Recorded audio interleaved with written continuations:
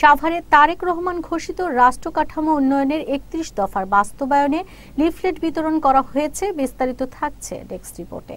শুক্রবার বিকেলে সাভারের ব্যাংকটাউন ঢাকা জেলা বিএনপির সাবেক সাংগঠনিক সম্পাদক রাশেদুল আহসান রাশেদের নেতৃত্বে তারেক রহমান ঘোষিত রাষ্ট্র কাঠামো উন্নয়নের ৩১ দফার বাস্তবায়নে লিফলেট বিতরণ শেষে এসব কথা জানান তিনি।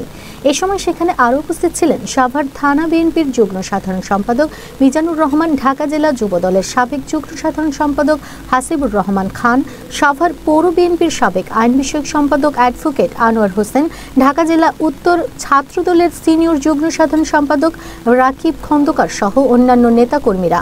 এ সময় রাশেদুল আহসান রাশেদ আসন্ন নির্বাচনে ৩১ দফার বাস্তবায়নের প্রয়োজনীয়তা সম্পর্কে সাধারণ মানুষের সাথে আলোচনা করে ও লিফলেট বিতরণ করে।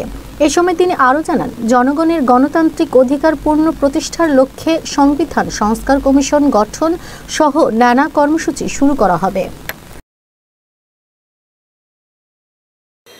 আজকে পবিত্র জুম্মার দিন শুক্রবার আমরা ব্যাংকটাউন জামে মসজিদে নামাজ আদায় করলাম এবং এইখানে যেহেতু আমি সাভার আশুলিয়া ঢাকা 19-এর বিএনপি থেকে মনোনয়ন প্রত্যাশী, সেই হিসাবে সব মুসল্লিদের কাছে দোয়া চাইলাম এবং তাদের কাছে আমার দলের জন্য দোয়া চাইলাম এবং দলের পাশে থাকার জন্য দোয়া চাইলাম এবং আমি তাদেরকে বললাম যে এই যে আমাদের বিএনপি ভারপ্রাপ্ত চেয়ারম্যান জনাব তারেক রহমান ঘোষিত রাষ্ট্র কাঠামো মেরামতের ৩১ দফা বাস্তবায়নের জন্য তারা যেন বিএনপির পাশে থাকে, বিএনপিকে ভোট দিয়ে সেই ৩১ দফা বাস্তবায়নের সুযোগ করে দেয়।